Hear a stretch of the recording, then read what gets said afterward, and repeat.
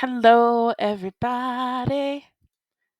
I'm teacher Shaniqua Holmes, and today I'm going to kind of share a little bit about my teaching journey, um, emphasizing my online teaching journey a little bit more. So, I actually went to college and I have a Bachelor of Arts degree of psychology. While I was getting my bachelor's degree, I did my internships with in the school with a guidance counselor. I also had a tutoring job in an elementary school. It was with the program America Reads, America Counts.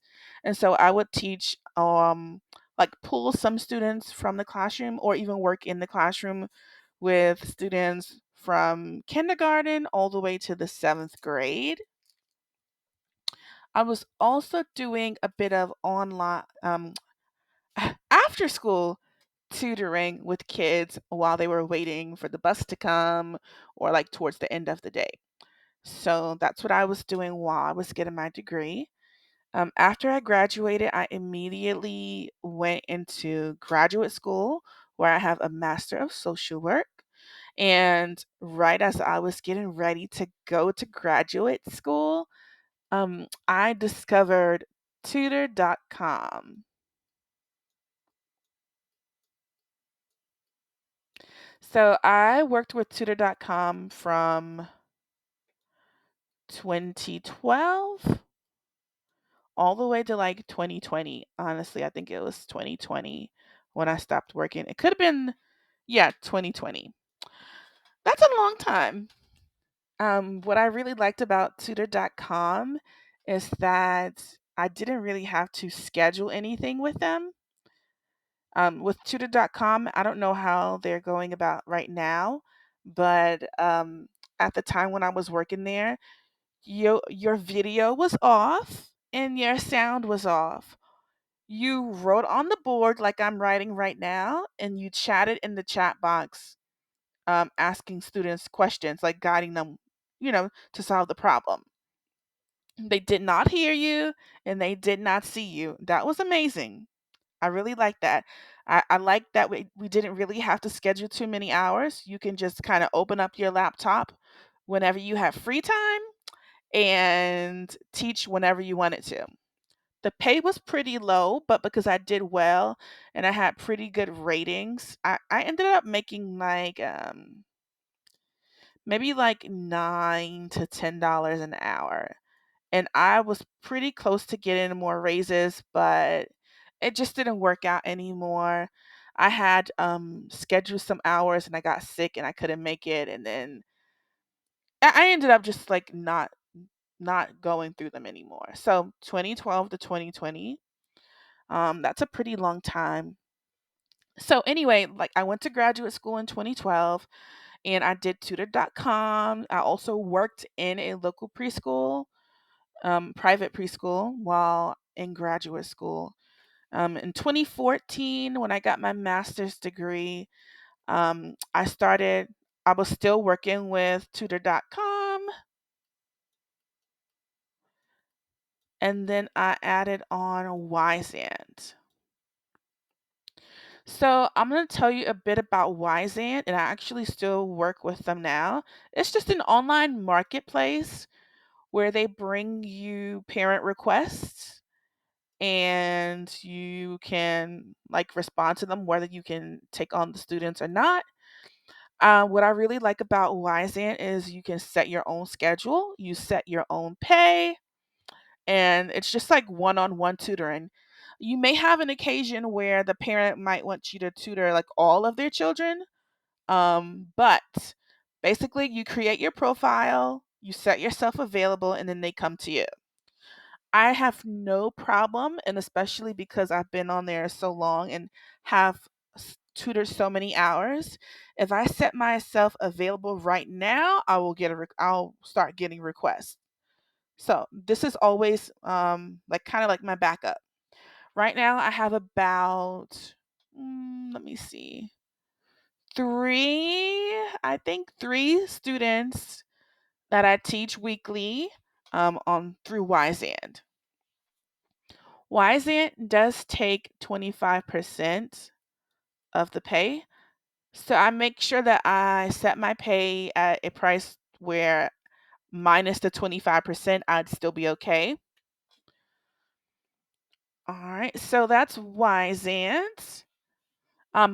Another cool thing about Wyzant is if you find your students yourself, you can actually put your code out there and promote yourself. And if students sign on using your code, you actually get 100% of your pay if you bring them to you. So if you get like a Facebook group or put your link on YouTube or put your link just on any social media and they sign up, you get 100% of your pay when you promote yourself.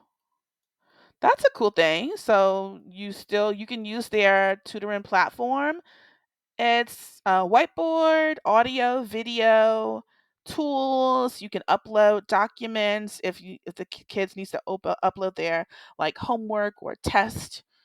It's pretty similar to Zoom. I use Zoom just because I use it with other companies too. But Wyzant's platform is pretty nice. All right, so I mean, I get so many requests that I have to turn down now, but just 'cause just don't have the time. But Wyzant has definitely been stable over the years and pretty awesome for me. So the 25% that they take, I'm not really bothered. Not too bothered by that. All right, so I started with them 2014. I'm still with them now. So I'm gonna put a little star here. All right, so now we're gonna go a little bit back to, let's say, 2014. We'll just continue at 2014. I started working with Wyzant, but I also started with my first online ESL company. My first online ESL company was Itutorgroup, but it was called Tutorabc back in those days.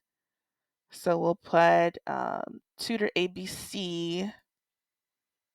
There are a lot of things I liked about it, and then there just came so many changes, and I'll kind of talk about that a bit more. So we're gonna put Tutor ABC. So Tutor ABC was my very first online ESL teaching company, and what I did was worked with all ages, young children all the way up through adults. I think I had like an 87-year-old in class before. So um, I did one-on-ones, I did small groups, and I did large groups.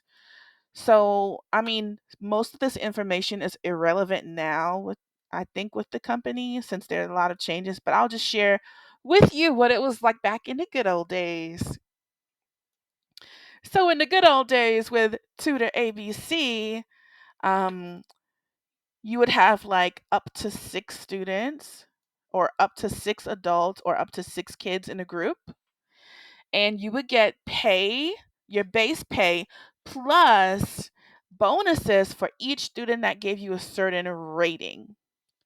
It was not too bad at all. When I started with them, the pay was super low, like $8 an hour, $10 an hour. If it was a group, maybe I would have gotten like $10, $12 a class. And then a really cool thing happened. They started introducing new programs, and I ended up making like $20 per 25-minute class with kids. Okay. They called these classes super junior lessons. So basically, with the bonus and with the pay, it was $20 for 25 minutes, and I loved it. I loved this so much. I honestly wish that I would have done more of the classes when it was that pay because things just don't last forever. So it was 25 minutes and $20 per class for one on one, just one student. Okay, that was awesome. They also had introduced eventually some one on twos and some one on threes with kids. The majority of my classes were children, because at some point the children could look at your profile and book you. And I'll talk about that a little bit more about some of the changes that happened. Um, I was also teaching large groups, and they were called special sessions or just SS. So with the special sessions, there were up to like 100 students in the class, but even though that sounds like intimidating or sounds really scary, it was not. It was amazing. Your video was on and your sound was on, and you would read the lesson, read the material, and ask questions. The students could see and hear you, but you could not see or hear them. So they would have to type their answer or response in the chat box, and then you could respond to them verbally based on whatever they put in the chat box. So with these special sessions, I was making maybe up to like $60 in one class, okay? These special sessions were only 45 minutes long, and I was making like $60 in class. They had some 10-minute special sessions. I was making, I don't remember exactly how much, maybe $20 max.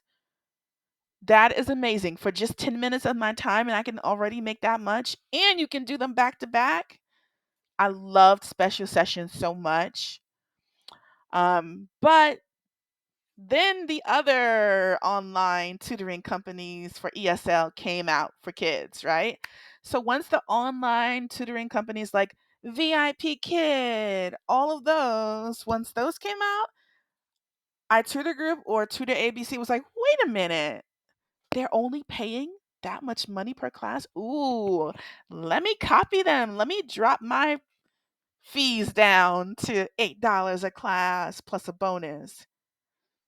That ruined, I'm sorry, I love VIP Kid and I love all the other companies. That ruined everything with Tutor ABC. Oh my goodness. I was making so much money. Things were going super well, making the most I've ever made. And then bam, all the other ESL companies popped up. When that did happen, I did join VIP Kid. So that's another one of my um, ESL companies. I joined VIP Kid in 2016, and I know I'm all over the place on this board, but just bear with me. In 2016, I joined VIP Kid. I still have a contract with them now, so I'll put a little star. They have their new global platform. I have not taught any classes on the global platform yet, but I'm still there, still there. So I am the thing that I really liked about VIP Kid is that it gave me a break from Itutorgroup. Like when I was tired with Itutorgroup, I'd hop on VIP Kid and schedule classes. I really liked their curriculum and how interactive it was. When I needed a break from VIP Kid and wanted to just, work more on like conversation and a slow paced class, I jump on Tutor ABC. It was like the perfect balance having like both of those companies. It was amazing. Like just those two alone at that time, I was not working with any other companies. Those two together was like the perfect combination for me. Okay, so we know that VIP Kid went through some changes and they also dropped everybody's base pay. They changed the bonus structure. So many things happened. With me, the worst thing that happened with VIP Kid is that I was sick and I provided a doctor's note with them and they denied or rejected my doctor's note and they just fired me straight up. Like my contract was done. I was in communications with them, and eventually they created a program based off of like what happened in my situation, a restoration of like contract. So meaning if you were fired or let go some kind of way, you can come and you can restore your contract and you can keep working with them. Unfortunately, that didn't come until after this whole situation with them. This lasted like months going back and forth with them. So eventually, I just created a new account with a different email. Everybody was doing it at that time. And so I was like, let me just go on and just jump right in and create a new account. That really bit me in the butt because had I just waited, maybe they wouldn't have created the restoration program. Who knows? But if I'd waited and that program was created, I could have just jumped on in it with my old students that I was already teaching and kind of continued on that account. I had to start over, start fresh, just like I was brand new at the company. I was supposed to be like a tier 9, tier 10s, like the highest tier you could possibly be based on ratings and experience, hours, and all of that. I had to start at tier 1 when I came back to them. So that just kind of turned me off from teaching with them anyways. Like I just didn't put anything on my schedule. I was so upset about that. So that was VIP Kid. Yes, I said I'm still with them now, but not really, not doing anything, not doing anything with them. And we all know what happened with the ESL companies. And that brings me to the next classes, the next companies. I also worked for, during the pandemic, I worked for um, EF, or like Education First. And Education First was nice. It was pretty chill, pretty laid back. The pay ended up being like $20 an hour, which was okay. You kind of meet with the same block of students. Um, I really liked it, but the curriculum to me was super boring, like really boring. So yeah, EF was really nice, but it was very stable. I'll just put that. It was stable for me. It was nice. Um, I'm not with them anymore, and I was also with Qkids, not with them anymore.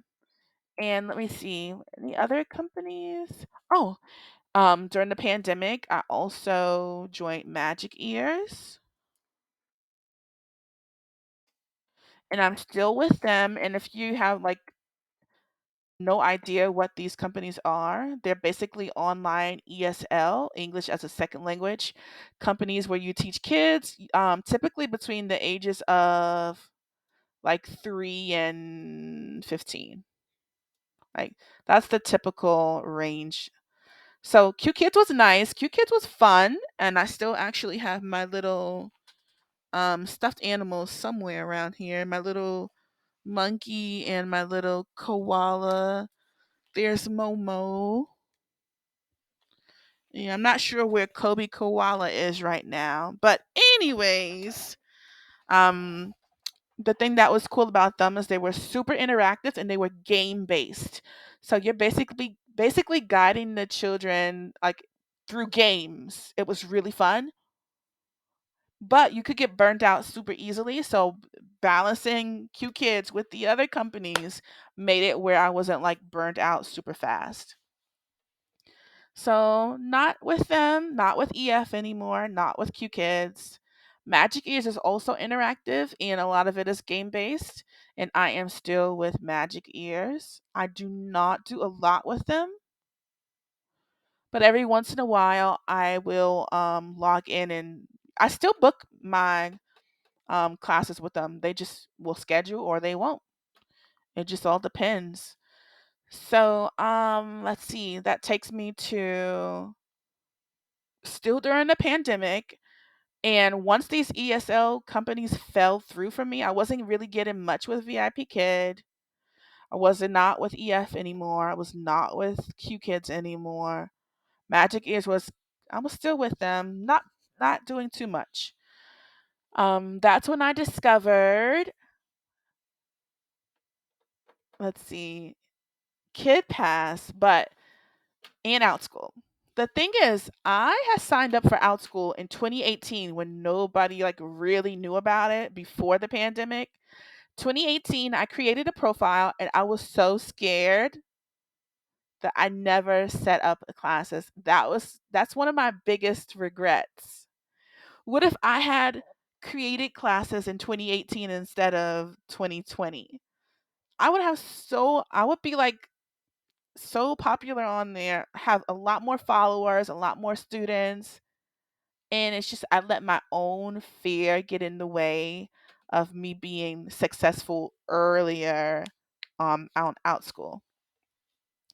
So technically, I started with Outschool in 2018, but I didn't start teaching until the pandemic in 2020. You know that.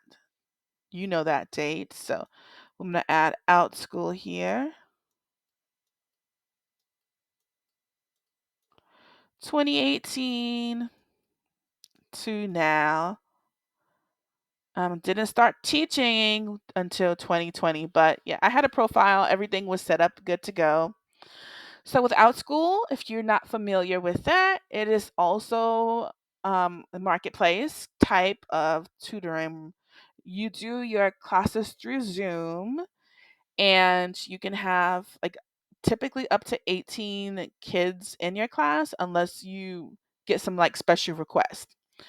So you set your own pay, you create your own courses, you provide the lesson material, you do all of that.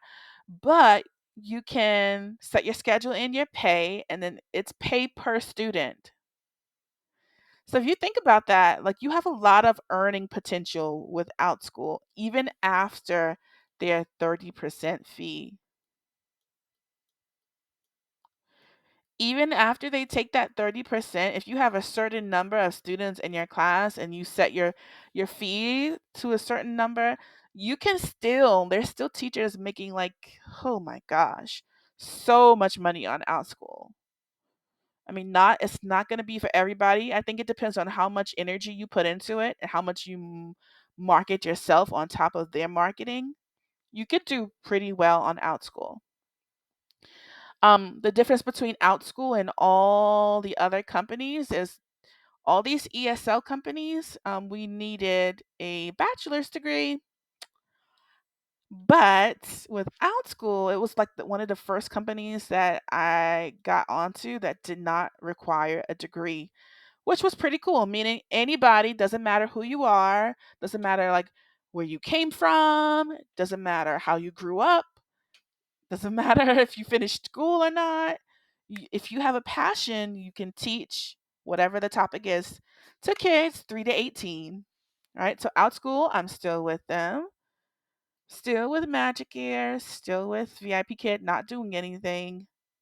Still with Wyzant. And then that brings me to my, I won't say last company because technically there's another one that I joined recently. So there's Outschool, and then one of the companies that kind of saved me, and one of my favorites, Kidpass. And I'm going to put Kidpass over here.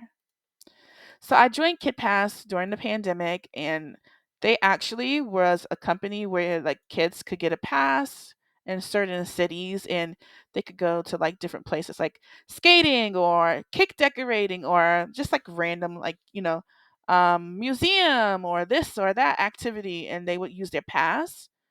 They would pay like a monthly fee, and then they could go to all of these different places. During the pandemic, they added the online portion where they needed teachers online. And fortunately, I was probably like one of the, I'm not going to say the first teacher who discovered them or whatever. But as soon as I found out on Indeed that there was a company called Kidpass, I was like, this sounds super interesting. Let me go on and apply. And I was one of the earlier ones, I feel like, that got in there because right now, it's so popular. There's a lot more competition now. There's some teachers that are not really booking anything right now. Fortunately, I got in early, so I am booking and it's stable. Every month it has been stable for the last 2 years. So with KitPass, it's pretty similar to Outschool, but there are a few differences. I mean, you set your own pay and they take 25%. They actually take 20%, but then there's a 5% processing fee. They use Bill.com, and they take their little fee too. So 25%, which is less than Outschool. You can have a variety of classes, just like Outschool. You can have like recorded. Outschool doesn't just let you record classes and that's it. Like you have to. I guess for their flex classes, you can record them, but there has to be some kind of interaction. There's some changes going on with that too. But with Kidpass, you can just record your video, just like they're watching on YouTube, and then they can just buy your videos and watch them whenever they want to watch them. So that's really cool. I always set my price really low because a million people could buy your video. Probably not a million people probably buy your video, but there's potential that a lot of students, you can reach a lot of students through the videos, and they can purchase them. They also have you can do your own one-on-one private sessions. You can do small groups. You can control how many kids you let in. I think typically they let you for some of the classes up to 200. We had this program called the Live Stage, which the Live Stage is done now, but they were paying us to basically give demos. And the cool thing on top of that is even today, parents can leave you a tip. If they really like you, on top of the fee that you charge, they'll leave you tips. Trust me, I've gotten $20 tips, $15 tips, $5 tips, $10 tips, $2 tips. You do a good job and their kid leaves like learning something, the parents are going to want to tip you. They know that you're worth more than what you're charging typically, right? They know how much we could charge. So they love to give tips. So that's another cool thing that none of the other companies have right now. They call them tips or donations. Those tips really come in handy.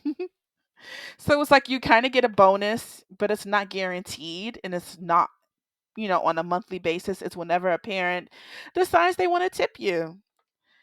So right now I am still with them, of course. I probably work with them more than I work for like the other companies. I know I've been talking a lot, running my mouth. Yeah, I know. Just to sum everything up, this is my online teaching journey has been pretty good. There's been some disappointments, like the fall of the Chinese ESL companies. That's super disappointing.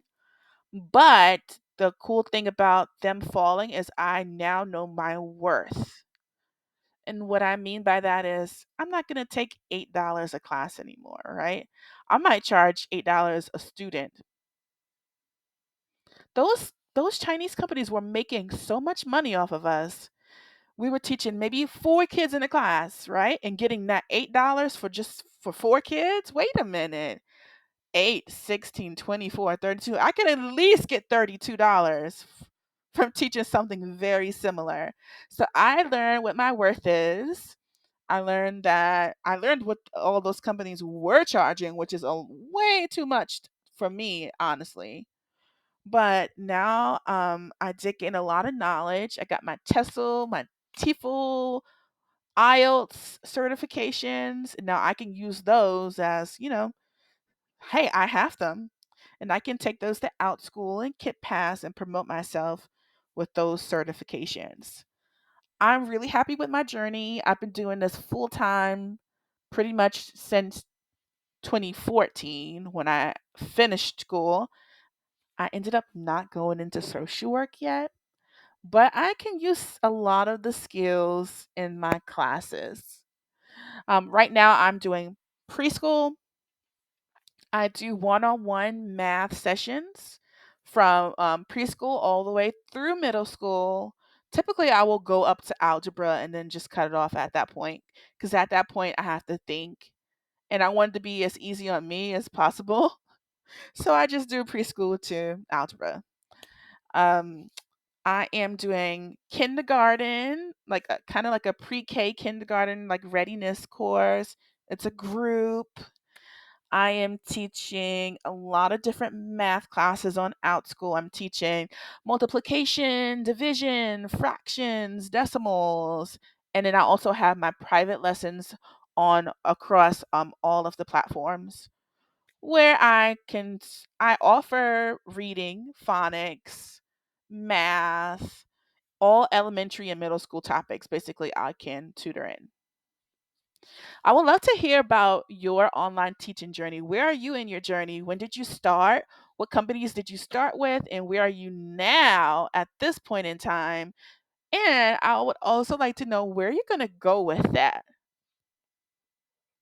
All right. Thank you so much for staying and listening. I look forward to hearing about your journey. Bye.